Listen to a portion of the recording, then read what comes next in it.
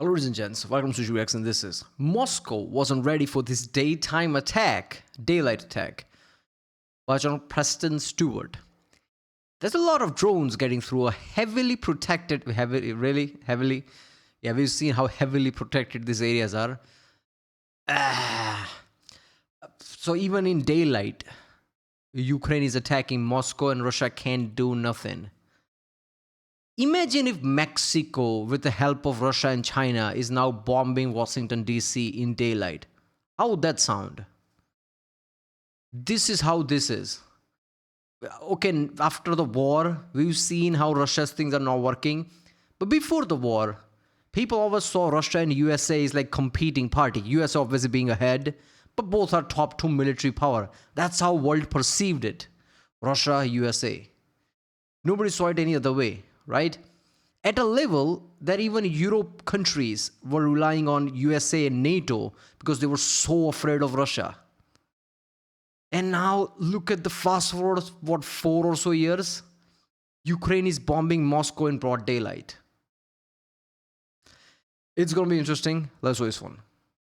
Fire following one of the largest Ukrainian drone attacks on the Russian capital since the start of the war. And these videos coming out led one Russian reporter to ask the risky question, quote, literally blew the top off. Is everything really going according to plan? I mean, I can answer that. No, it's not at all. A daylight raid with hundreds of drones striking a target in Moscow that was already struck by Ukrainian drones just 48 hours ago? No. Everything is not going according to plan. But before diving into the details here, let's set the scene because we have unlimited footage at this point coming out of these strikes. What I'm showing right here is a short clip from earlier today. That is a Ukrainian drone flying over Moscow in broad daylight, anti-aircraft fire going off in the background while the refinery burns. Early in the clip, a Russian surface-to-air missile misses the drone. Shortly thereafter, a second interceptor is launched from right in the middle of the target area. The drone circles around and impacts inside of the refinery. In fact, this is even better with the sound on without me babbling in the background. So here we go.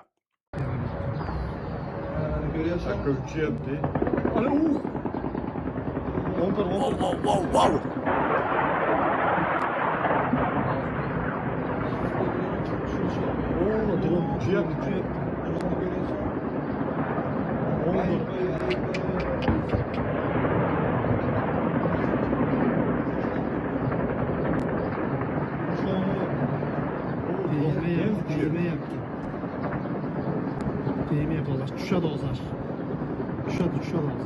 I see it.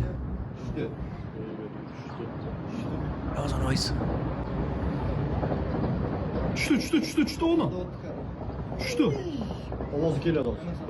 Now, Ukrainian President Zelensky addressed... You see that? You see that?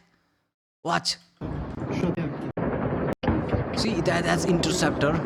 Look at that. That's interceptor trying to take down drone. See, you see there's, I don't know if you can see it right, but there's a drone flying by where the interceptor just went. Look at that. Look at that.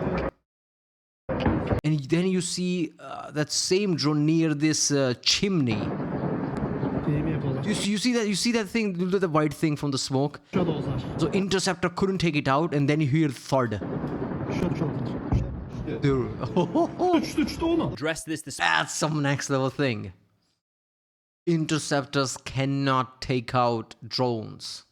Look, people, I've been saying this for a while. America is where the chip technology is. Microprocessor, computer in general is where America shines. It doesn't just shine. They make it. They invent it. How is, with all the sanctions and all the issue and all the thing, how is Russia going to make a chipset with a better processing power that would have better electronic element to it, like electronic warfare, targeting system? S-400 would be awesome if it had American electronics. But it doesn't. Neither does S-300 or any other things. Do they work? Yeah, a lot of time it works. But times like this, they might not work, which it didn't. That's just effed up. This morning saying, quote, tonight our long-range sanctions once again hit the Moscow region. For the second time in a week, the Moscow oil refinery was targeted. This is a fully justified response to Russian attacks on our cities and communities. It's time to end this war, and Russia must take the necessary steps in diplomacy. The Ukrainian Unmanned Systems Forces said the Moscow oil refinery is one of the 10 largest oil refining enterprises in Russia. Its installed capacity is 11 million tons of oil per year. The enterprise produces fuel and other petroleum products that are used to support the Russian economy and military logistics. A couple of key takeaways here before we get into kind of the Russian cope is probably the best way to put it. Holy cow, is the pro-Russian community pissed off about this morning? We are seeing the results of these mid-range strikes. So it's been almost an air defense system a day for months on end now. That has real consequences. These are the consequences. Russia, just to hammer this home, has more targets available to the Ukrainian drones than they have resources to protect them. They do not have enough air defense assets for the size of the country and the range and the volume of Ukrainian drones. This attack on the Moscow refinery, the stage was set a couple days ago. When Ukraine was looking at it, they launched a number of drones. In that relatively small-scale attack, they were able to identify the best routes in, the best angles to attack these refineries, where the Russian air defense assets were, where there were gaps in their coverage. See, that's the thing people don't understand about interceptors. Even if you intercept something, it might fall down and explode. One of the reasons why in Iran that school, school blew up, probably because of it was an intercepted missile and it just dropped down or something like that. So even intercepting things that doesn't mean threat is over. Things are still falling down. Once they had that information, still achieving effects on targets 48 hours ago, they swarmed drones, hundreds. In fact, a couple different accounts here. The Russian Ministry of Defense said 992 Ukrainian drones were launched into Russian territory overnight. Are you kidding me? 1,000 drones fired by Ukraine into Russia? Now, that's across the entirety of Russian territory. It was something like mixed numbers, but I've heard between 400 and 500 fired at Moscow. Russia does not have the ability to protect all of Russia. There are too many drones for them to shoot down, and a number of them are now getting through. In fact, there was The problem is they never had, which kind of surprised me. Russia never gave much importance to Air Force for some reason. I realized that very late, and I'm like, how the hell is that possible? I mean, you hear about all these great, Soviet-style planes, Sukhois, this and that. You hear about Sukhoi 57, the mythical plane. And then you realize Russia doesn't really care about Air Force that much. They never did. They never put their chips into Air Force doctrine. And that is kind of biting them in the ass, whether it comes to offense or defense. They can't provide support in Ukraine. They can't have air dominance, right? Ukraine got air dominance by simply having F-16s and decent jets, and there you go. There's supremacy, if not dominance. If Russia had, let's just say if Russia had made 500 Su-57s, might not be as great as American one, would have been still better against Ukraine if they had that, if they had proper air force. Not just that they would have damaged Ukraine a lot with air supremacy. None of this drone warfare would have been that much of a problem because you can shoot down drones like A-10 style attack planes, and you could have defended your own city. Imagine if something like A-10 or some attack plane was in Russia and they had proper training and their proper doctrine in place, like how to make this work. Not just having them put your chips into it. We're doing this. If they properly did how USA is doing and put a real effort into Air Force, you could have shot down a lot of these planes and didn't have to just rely on S-400s and S-300s. Interceptors are great, but if you just rely on them, that's not going to work. America doesn't just rely on Patriot or Aegis. They also have planes in the sky. You need everything like that. Because if nothing works, you have planes that shoot down drones. There's just 1,000 drones. How are you going to stop that? No interceptor is going to stop that. A video this is going to be iconic, I think, for this war. I'll play it here real quick of the top flying off of an oil tank. And before we get back into kind of the serious stuff here, I do want to share some of these memes. There's too many to go through. Crazy picture, right? I'll put a couple of them up here on the screen in the description, the video description. I'll have a link over to a couple different threads on X or Twitter that are compiling what people have put together, kind of the jokes around this. I just said that. As soon as I saw that looks like a cap in the side and somebody did it. This exploding fuel tank. Pretty significant image if you think about it. 4+ years into the war and a refinery in Moscow is blowing up in broad daylight. Now, the New York Times was able to speak with some Russian citizens in the region. They said, quote, black smoke from a burning oil refinery filled the Moscow sky. The city's 4 airports were urgently closed, and part of the busy highway that rings the Russian capital, metropolis of 13 million, was shut down. They spoke with Nikolai, 44 years old, who lives in a neighborhood northeast of the refinery. He said that the neighbors in his mostly working-class area appear to be spooked, but many are still unable to make the mental link between Russia's invasion of Ukraine and the attacks at home. Quote, what? Why not? Who do you think is attacking you? If you can't make that link, like, I guess US attacked you. Yeah, sure, why not? Suddenly. people in the yard outside this morning go around asking something like, how is this possible? I see anger and confusion, but I don't. Oh my God, they because of limited information, let's just say, they actually believe that they are like of the past, where they are like really powerful military power who can fight, who are equal to USA, and who can just cross Ukraine. Even if you believe that, how are you going to explain 4 years of warfare? Couldn't you just think like, wait a minute, we are that powerful, why is it taking 4 years? Like, it's just like 1 + 1 = 2. You just need to put effort. Like, even if, let's just say you don't have the information, you still believe you like that powerhouse, like early Soviet Union, like, you know, like after World War II, early Cold War Soviet Union, who like competing with US. Yeah, great. Even if you believe that, why are you not asking like, why do we have like so much effort and 4 years put into Ukraine, of all country? You're not fighting Britain. You're not fighting France. You're not fighting Germany. You're fighting Ukraine, and it took 4 years. You're not going to ask that question? Don't think people can put 2 and 2 together.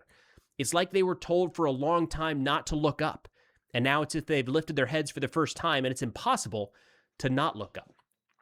Ukraine has, and for some time now, brought the war home to Russia. Veteran notes, a Russian mill blogger said, quote, in Moscow, many people finally learned that the war is actually going on. And he said, quote, well, you have to admit, it looks very strange when you're told on TV for 4 years only about victories, how everything is going well. And then there are explosions, burning houses, and infernos from flaming refineries right outside your window in the capital of Russia. Naturally, people start asking questions.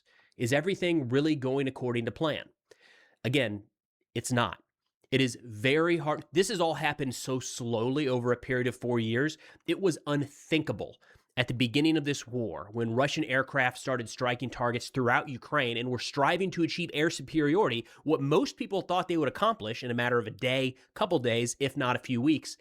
Instead, we're more than 4 years in, and there's 500 drones hammering down sensitive targets inside of the Russian capital city.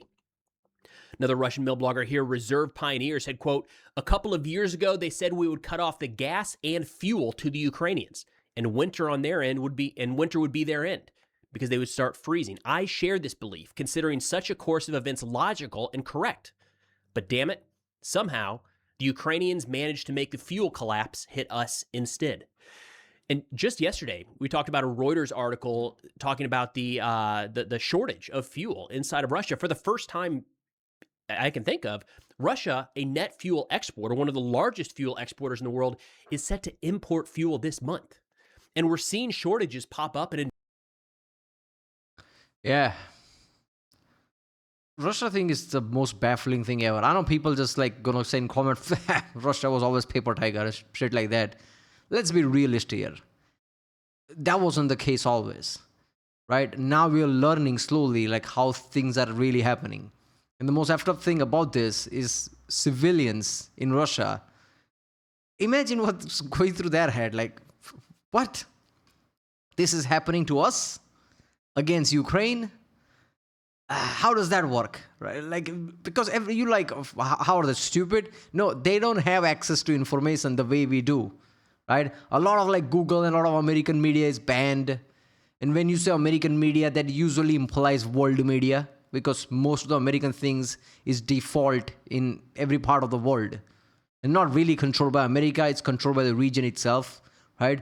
Google Britain might be controlled by Google Britain and not Google at America. They're like segmentized that way. But Russia is like, yeah, it's all American, so I'm going to ban it. No, you're just banning everything that is not Russia at this point. And yeah, it's great for propaganda, but when things like this happen, what you going to do? And people realize, like, wait a minute, we've been told BS. How did that top blow off just now, where I live in Moscow of all places, in the capital city? It's been 4 years. What is happening? And you can argue, like, yeah, this is just setbacks. Russia will probably pummel it and just win the war. Even if Russia win the war, this is a permanent damage. You won't be able to walk away from this. This happened. This is not what Russia thought. This is not what people thought of Russia. Inside the country as well, civilians, they're sort of like, oh yeah, Putin. Russia is one of the top two powers. They were still thinking to this day. And this just blew that. Like, this is also political damage at whole other level. Putin can just talk it out. Putin can just go to rally now and just tell people like everything's fine. They're not going to believe it. After what, 3 decades now? He's been in power for 3 decades. And now this. A number of areas across Russia certainly having challenges down in Crimea and the occupied territories in the south, but that is starting to creep into Russian territory as well. These refinery strikes don't help. Now, it gets complicated because how much does one refinery strike impact the domestic fuel consumption versus the export volume, and how does that impact the overall war effort? And it's not always a direct one-to-one, but the bottom line is when a major refinery, a top 10 refinery like this goes up in smoke, to my understanding, hours later, the fires are still being put out, all right? So if nothing else, this is... To put into perspective, during India-Pakistan conflict, right, a lot of refineries in the last days, a lot of refineries were targeted by Pakistan using Chinese drones, which are the same type of drones Russia kind of uses, right? Because China, Iran, the same kind of drones. And India shot all of them down. There were literally debris falling on all the industrial areas. There were literal industrial areas that are created in India where the refinery, like the key infrastructure is, oil refineries just like this. Pakistan tried to show India like this is not going to go your way and will destroy our infrastructure. They didn't even touch it. And then India blew everything, including the nuclear site, which they panicked about.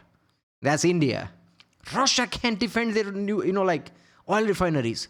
What is happening? Seriously, like, if I told you this few years ago, before all this, like, yeah, India is going to have better capabilities of defending their skies compared to Russia, what would you have said? This is insane. Offline for a day, a couple days, probably going to be a while to repair all that damage. That builds when there's already a fuel shortage and then more refineries get hit, more logistics get hit in the south. This is the type of thing that can have a snowball effect on the Russian war effort. And they're picking up on this inside of Russia. Again, what we try to do on this channel a lot is monitor some of the most pro-Russian accounts, the ones that want Russia to win the war, and in most cases say Russia isn't going hard enough. Yeah, look at this. This is insane. I can't put my... Look at the blackness. If somebody's standing close to where the chimney is, they would look up and it would just be darkness. They would have to look even more up to see the sky. Oh. Most cases say Russia isn't going hard enough. A lot of these channels regularly, when an attack like this happens, they turn around and say, kill more Ukrainian civilians. Let's think about it. Can Russia go complete apeshit and attack Ukraine full force? What would that look like? Conscript 300, 500,000 people, throw every military equipment, tanks, BTRs, everything you have, throw in your planes as well, screw it, and just one last charge. Problem with that is, if it doesn't work, there is no Russia. Because after that, Ukraine is coming back with a blow, and this time Ukraine is taking over the entire country. Because whatever's left is not going to be enough to do anything. I think this is what Russia fears. They don't want to put everything on the line, because if it doesn't work, that's a massive blow. Even if not everything, still like massive scale assault, they still don't want to do that. Which is one of the things that like great generals of the past, like Napoleon and things, like if you read what they write and how they would make decisions, if you've seen the history, which I've seen a lot, right? I saw a lot of like things that Napoleon wrote, videos about Napoleon, Epic History TV. One thing is like making decision, having balls to say, screw it, I'll take my chances. That is important in warfare. If you don't do that, if you're like, what if I lose everything? Maybe let's just send few people. You're just sending people into meat grinder. Everything's going to be halted where it is. Nothing's going to change. That's not how warfare is going to work. This applies to Ukraine and Russia, both sides, by the way.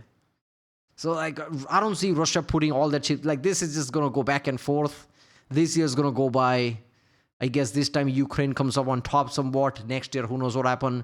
I guess this is the time we live in now. There'll be a time where we'll hear about whatever 7 years war or something. Last time I heard about 7 years war, 8 years war. I'm like, how the hell do you fight 8-year-old war? And look at it, this has been 4 years. Did you even realize this has been 4 years? This is what happens in warfare. Time flies by, apparently. All right, so these are very pro-Russian accounts that are a mix of upset and maybe saddened or depressed as to what they're seeing. Fighter bomber. Depressed. A kind of the top Russian account when it comes to understanding air power in the Russian military said, quote, well, what's there to comment on? The clouds are gathering over us in more ways than one. Then Maxim Kalishnikov, another Russian war correspondent, said, quote, it talked about the challenges that Russia is going to be facing if this continues. He talked about how there's going to be extremely unpopular measures popping up to bridge the budget gap if this continues. He says this is exactly what the Ukrainians are counting on. Drone warfare, cutting off logistics, attacks on refineries, a fuel crisis, efforts to torpedo the economy. All of this is part of a systematic strategy. The enemy has shifted the war to our rear. Now, response could be drastic in a scale where Russia blames Europe and attacks European country and can just argue, we are getting hit anyway. What is NATO going to do? Attack us anyway? Screw it. That might not look good. When I said that, I'm like, oh no, let's hope that doesn't happen. But Russia could say that. Russia could say, you're supplying Ukraine and that's why Ukraine is able to attack us. Otherwise, Ukraine doesn't have capability. So we're just going to attack you. Why did you supply them type of shit? Like how Iran did it. Iran just attacked all the Middle Eastern countries. You're helping America.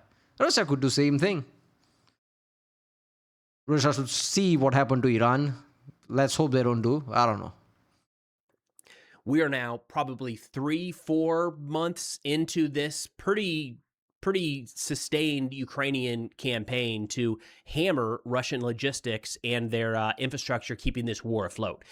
Every day, every week, we're seeing additional footage of the effectiveness of these strikes. And, folks will often say, well, look, Russia just carried out a missile strike in Ukraine. Look, Russia just got drones through to Kyiv. Correct. And that has been happening since day one. So the major change here is that Ukraine is able to inflict similar, if not more, damage inside of Russia. I would argue... Dude, it doesn't matter what Russia does to Ukraine. That is expected. Yeah, Russia blew up a lot of Ukrainian things. That should be expected. Ukraine blowing up Moscow is not expected. That's the problem here. If USA blow up 100 Iranian planes, yeah, that makes sense. If Iran blows up one US plane, that's a problem. Because that's not that shouldn't have happened. There should have been a power difference here. Russia attacking Ukraine is never yeah, that makes sense. Well, what you want, a cookie? What you want, a medal for doing something that you told people for decades you can do? And flexed in the whole world like your top two power. Nobody's going to do that. Russia can attack Ukraine. Yeah, we know that. Ukraine blowing up Moscow, that's a completely different thing. Argue that the Ukrainian attacks in Russia actually have a bigger impact right now because the entire world, to include Ukraine and the Ukrainian civilians, expect missile strikes in Kyiv. They expect drone attacks everywhere across the country. The citizens of Russia are not expecting the war to come home, and it is more so every single day. Now, I do think we're a long ways away from the people rising up and actually saying enough is enough. We're not going to fight this war anymore, and maybe pressuring Putin into some sort of negotiated settlement.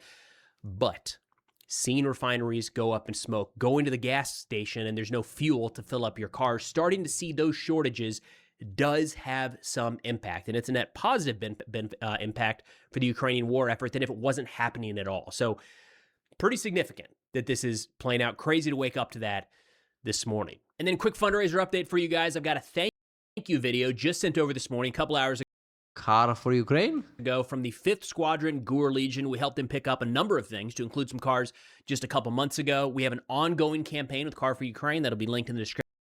Like that, what was it, Cars for Kid type of thing? What was that even, Cars for Kid? I don't know. Wasn't that, I don't know. There's something like that. Yeah, but go to original page link from there, support this channel.